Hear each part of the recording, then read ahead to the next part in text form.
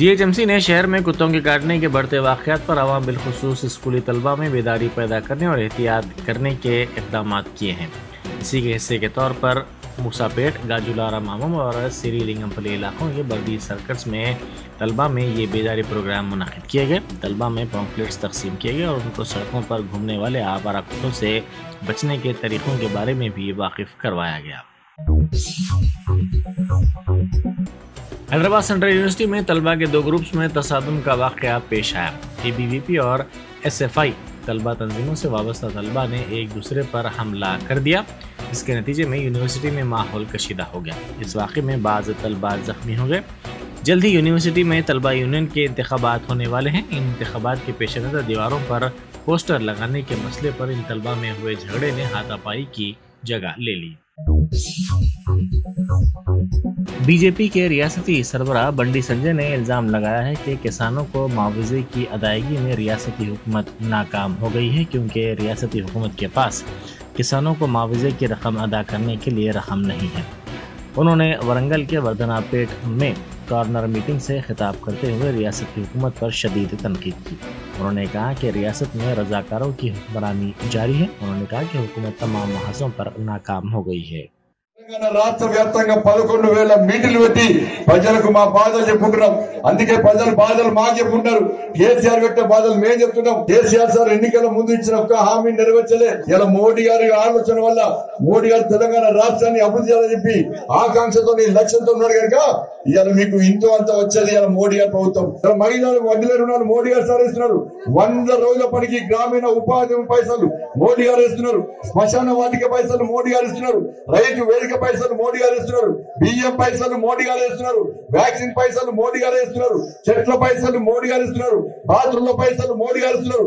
చెప్పుకుంటూ పోతే 24 గంటలైన టైం పట్టదక ఇవాళ రాష్ట్ర కేసీఆర్ ఇచ్చేది ఏంటంటే షాదీ ముబారక్, కళ్యాణ లక్ష్మి, రైతు బంధు, ఇవి తప్ప షాదీ ముబారక్, కళ్యాణ లక్ష్మి ఎప్పుడు ఇస్తారక పెళ్ళేటప్పుడు ఇవ్వాలి। పిల్లలు ఉంటే కూడా కళ్యాణ లక్ష్మి పైసలు ఇస్తాడు కేసీఆర్ సార్।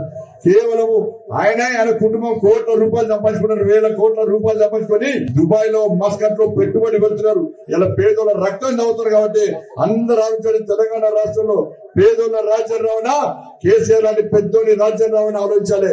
ఇప్పటికే మా కార్యకర్తలు బెదిరిస్తున్నారు, కార్యకర్తలు అరెస్ట్ చేస్తున్నారు। కేసీఆర్ కొడుకు అంటాడట, బండి సంజయ్ అట కార్పొరేటర్ అట। బండి సంజయ్ మామూలు కాదు, బండి సంజయ్ నీ అయ్య పేరు చెప్పుకొని రాలే, నీ అయ్యను పక్క చెప్తే నీ కుక్కలు బిచ్చ పచ్చుకుని ఇదని చెప్పి।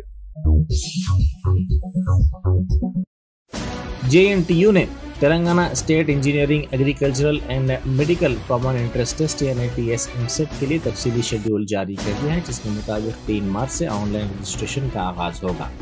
28 फरवरी को एक एलामिया जारी किया जाएगा और देराना के बगैर दरख्वास्तें 10 अप्रैल तक दाखिल की जा सकती हैं।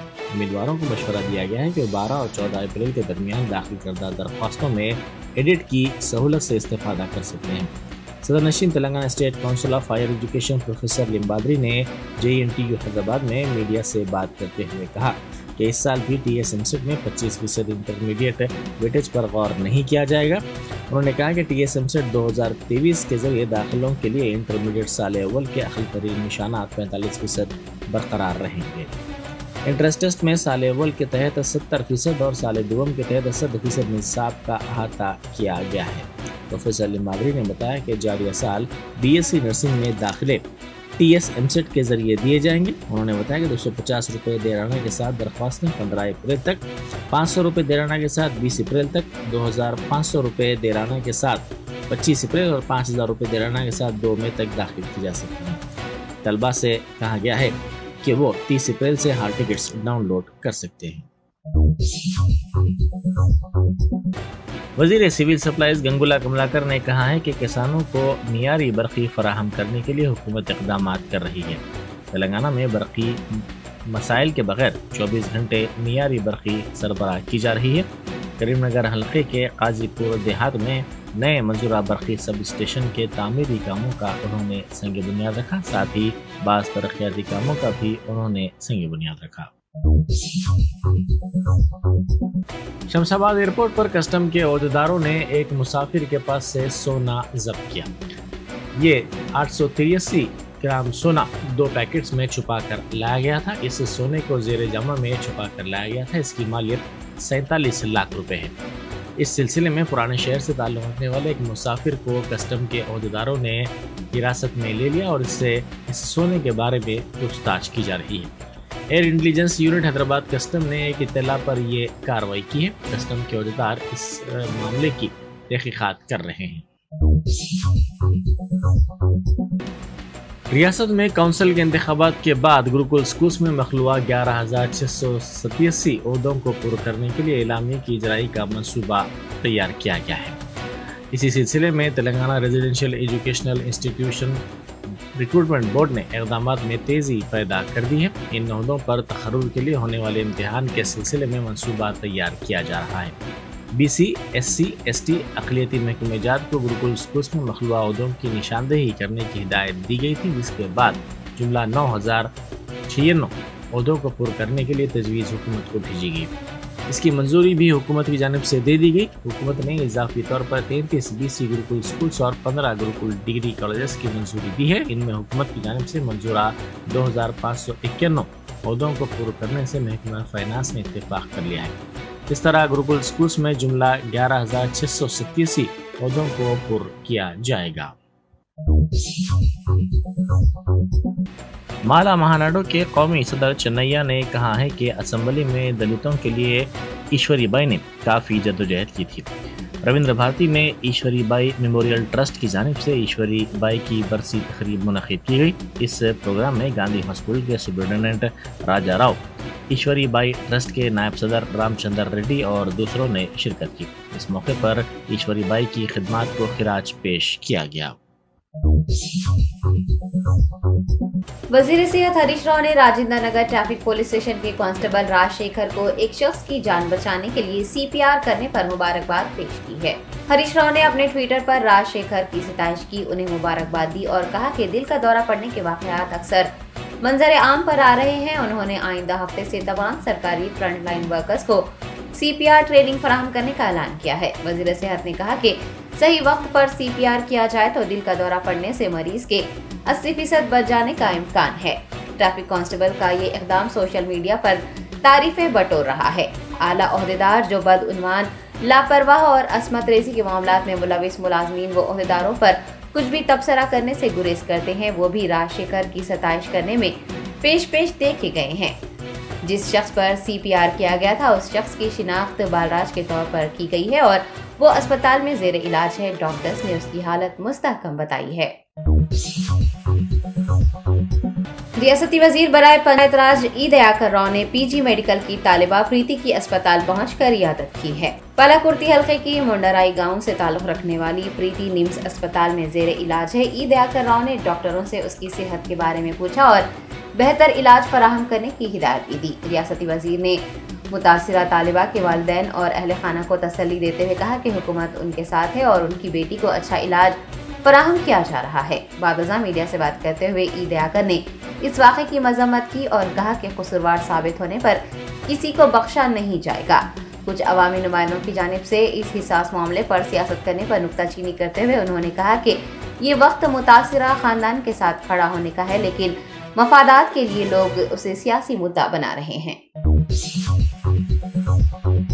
रियासत महाराष्ट्र के नासिक जिले के किसानों ने मरकजी हुकूमत से कहा है कि वो उन्हें प्याज की फसल की मुनासिब कीमत दे या फिर खुदकुशी करने की इजाजत दे दे।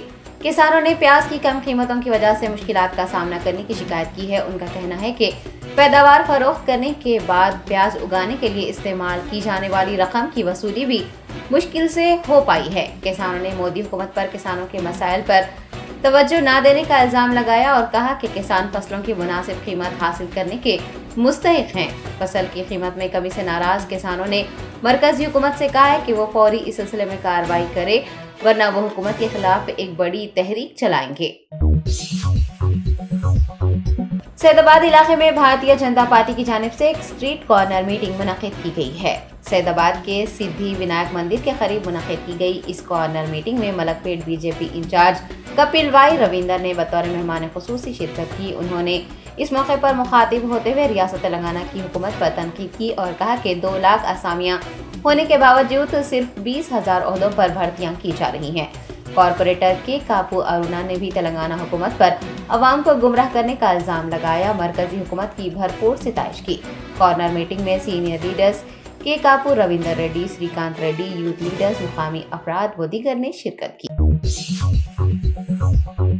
एसआर नगर पुलिस ने 7 करोड़ रुपए मालियती सोने और हीरे के जेवरात लेकर फरार हो जाने वाले ड्राइवर को गिरफ्तार कर लिया है। तफसीलात के मुताबिक 17 फरवरी को श्रीनिवास, जो कि कार का ड्राइवर है, कार समेत हीरे और सोने के जेवरात लेकर फरार हो गया था। मुतासरा की शिकायत पर एसआर नगर पुलिस ने 6 खुसूसी टीमें तश्कील दी थी। खुसूसी टीमों और शहर भर में लगे सीसीटीवी कैमरों की मदद से पुलिस ने मफरूर मुलजिम को ढूंढ निकाला। उसके कब्जे से मसरूखा सोने और हीरे के जेवरात जब्त कर लिए, जिनकी मालियत 7 करोड़ रुपए बताई गई है। गिरफ्तार शख्स को अदालती तहवील में दे दिया गया है।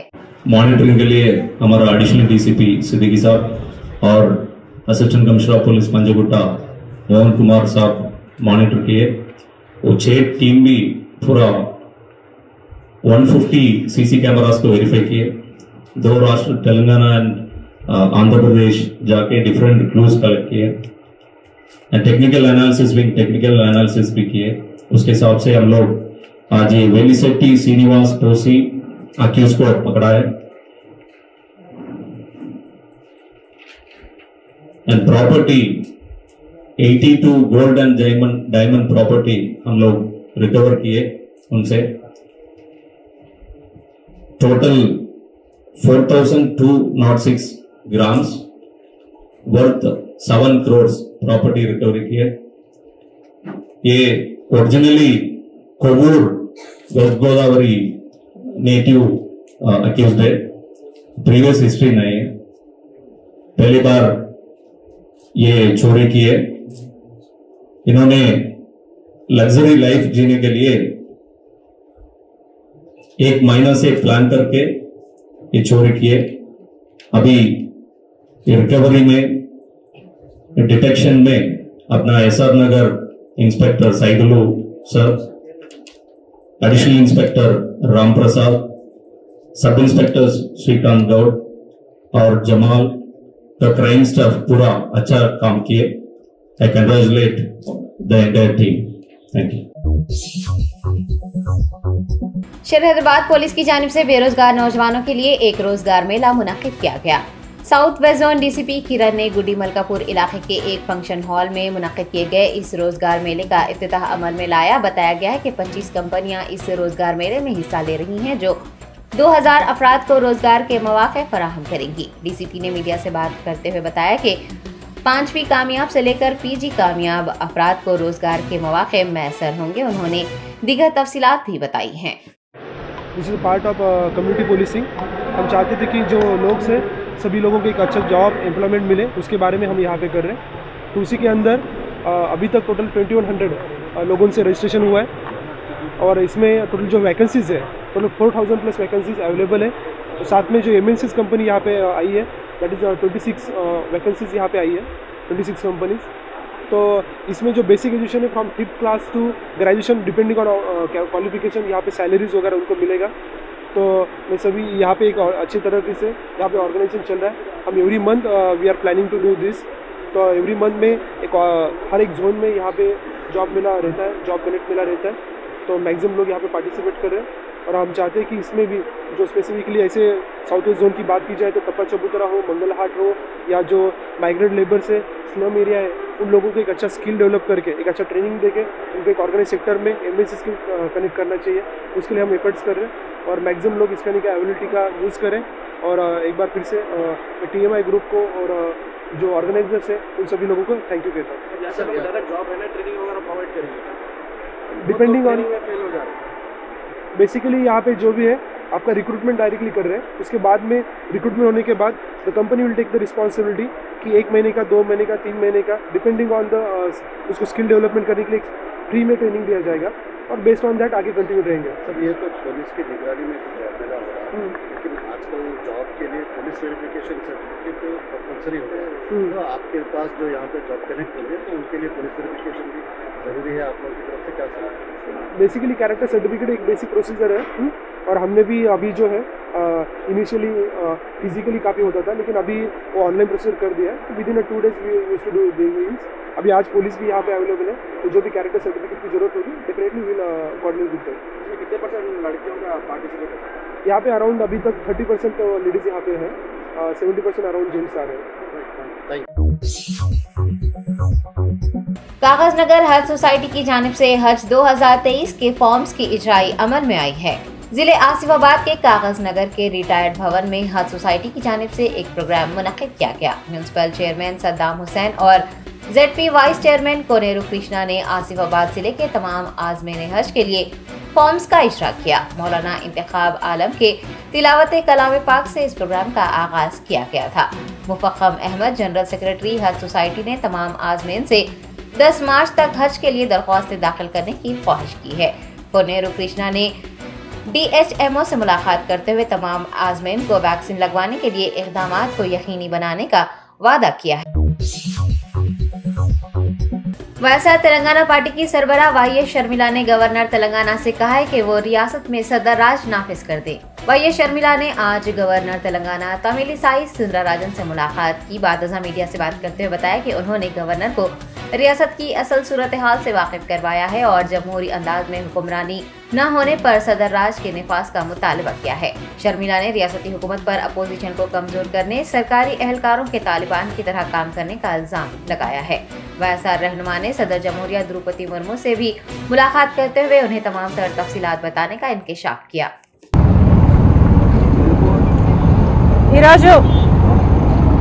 गवर्नर गारिनी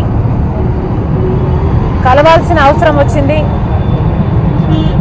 ఎందుకంటే ఈరోజు తెలంగాణలో జరుగుతున్న వాస్తవ పరిస్థితులు తారాస్థాయికి చేరాయి కాబట్టి ఈరోజు తెలంగాణ రాష్ట్రంలో లా అండ్ ఆర్డర్ మీద కంట్రోల్ లేదు। ఈరోజు తెలంగాణ రాష్ట్రంలో ప్రతిపక్షాలకు మాట్లాడే స్వేచ్ఛ లేదు। ఈరోజు తెలంగాణలో మహిళలకు గౌరవం లేదు। కేసీఆర్ నియంత పాలనలో కేసీఆర్ కు ప్రజలకు మేలు చేయడం అయితే చేత కాలేదు, కానీ ప్రతిపక్షాలను వాళ్ళ గొంతుని నొక్కి మొత్తానికే సమాజాన్ని ప్రజాస్వామ్యాన్ని అవమానించే విధంగా కేసీఆర్ గారు వ్యవహరిస్తున్నారు। కాబట్టి కేసీఆర్ కి తెలంగాణ రాష్ట్రాన్ని పాలించే నైతికత లేనందున ఈరోజు సర్కార్ని రద్దు చేసి ప్రెసిడెంట్ రూల్ విధించాలి అని గవర్నర్ని మేము కోరటం జరిగింది। ఒకసారి కేసీఆర్ నియంత పాలన తెలంగాణలో ఏ స్థాయిలో ఉందో ఒక్కసారి గమనిస్తే అసలు తెలంగాణ రాష్ట్రంలో ప్రజాస్వామ్యం అన్న పదానికి అర్థమే కనిపించడం లేదు। మన దేశం మొత్తం మీద భారత రాజ్యాంగం అమలవుతుంటే తెలంగాణలో మాత్రం కేసీఆర్ గారి రాజ్యాంగం అమలవుతుంది। భారత రాజ్యాంగానికి విలువ లేదు।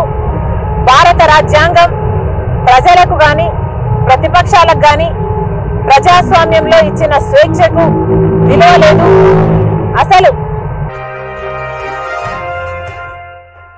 Germanton super speciality hospital, doctor Mir Jawad Zar Khan, senior experienced orthopaedic surgeon, bone fracture, joint replacement, hip replacement और स्पाइन सर्जरी कामयाबी से अंजाम दे रहे हैं। इसके अलावा neuro surgery, cardiology, gynaecology, dental, general medicine, dialysis और फिजियोथेरेपी जैसे शोबाजात में इंतहाई कामयाबी के साथ वाजबी फीस में इलाज किया जा रहा है। शेयरिंग और प्राइवेट रूम्स, अस्पताल में 24 घंटे MRI, CT scan, 2D digital x-ray, ultrasound, operation theatre, ICU और लैब की सहूलत दस्तयाब है। आपकी उम्मीदों के ऐन मुताबिक Germanton super speciality hospital, pillar number 150, Attapur, Hyderabad.